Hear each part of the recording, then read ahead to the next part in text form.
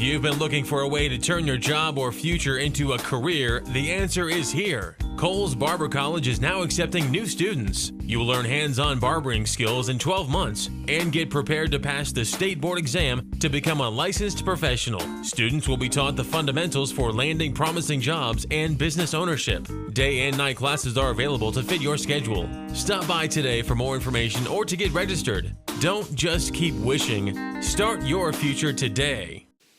Hello, Choctaw County, and welcome into the Monday edition of SunTV. And we found Deanne. She went missing on us on Friday, but we found her. On the way back home again. Yeah. Well, Clint, it's prom season. Full force. Both of the two local public high schools had their proms on Saturday night, and students turned out dressed in their finest for the events. It's always an exciting time when it's prom season. And all the kids seem to be all decked out, long gowns, tuxes, riding around in some pretty swanky vehicles. And the events were really exciting times for the students, and they always are. The gyms are very well decorated.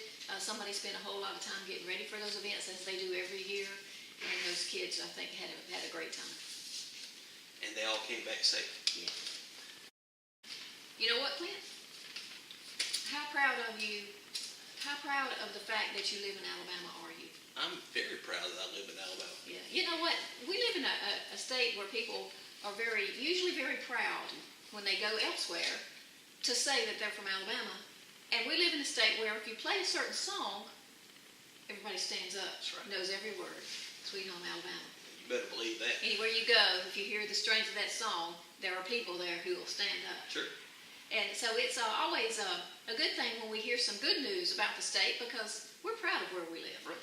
But there's also things that we want to change, right?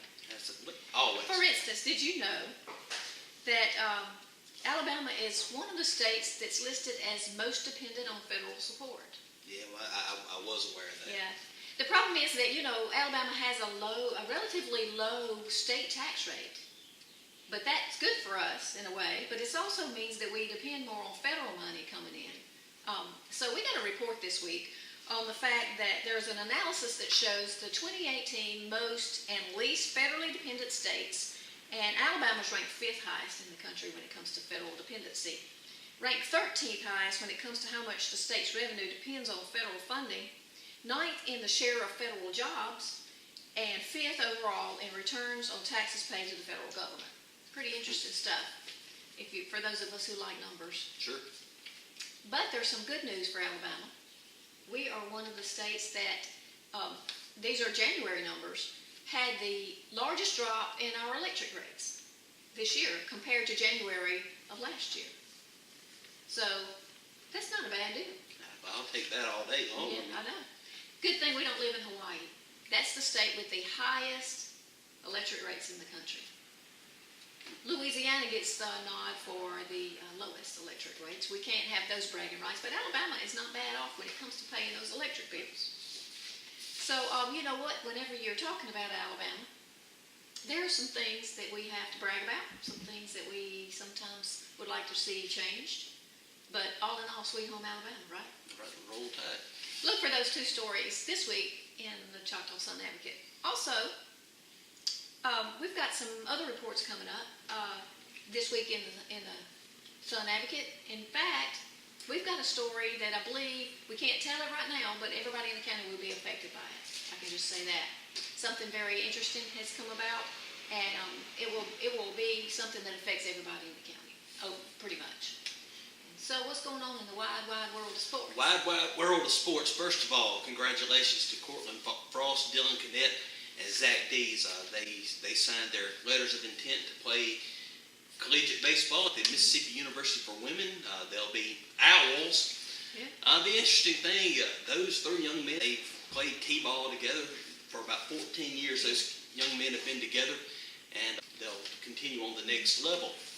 But it is playoff time in the AISA, and softball this afternoon. Patrician will take on North River today at 4 o'clock in a best 2 out of 3. If they win, they're automatically locked into the state tournament next week at Lagoon Park in Montgomery, and the region tournament starts Friday. That'll be for seeding, and the same can be said for the Lady Rebels of South Choctaw. They'll take on Escambia today at 4. Same thing, 2 out of 3. They've got to win this. They've got to win this game to be able to be locked into a trip to Montgomery. And on Friday, South Choctaw and Patrician, they're the region champions in their divisions, so they'll play both of those teams play at home on Friday. So it's really starting to heat up. Looks to me like we might have multiple champions. Yes, or a potential for those. Looks like I smell a trip to Montgomery. Yeah, Which that'll work too. we love that. And if you watched the 8A game in Alabama had their 8A game this past Friday, there is a quarterback controversy in Tuscaloosa. That's going to be very interesting, and I don't expect that to be settled until after the season starts. Most everybody who follows that kind of knew that was coming. Yeah, that's coming. But an exciting time to be in the sports department. We'll be a little busier than usual, Yeah. but that's all right. That's all right because there really used to be a lull between seasons. There's not anymore. It's boom, boom, boom. Also, we'll have pictures in Wednesday's paper of opening day with the Butler youth softball team. Yeah. So, like you said, it doesn't stop. Little League baseball's in full swing.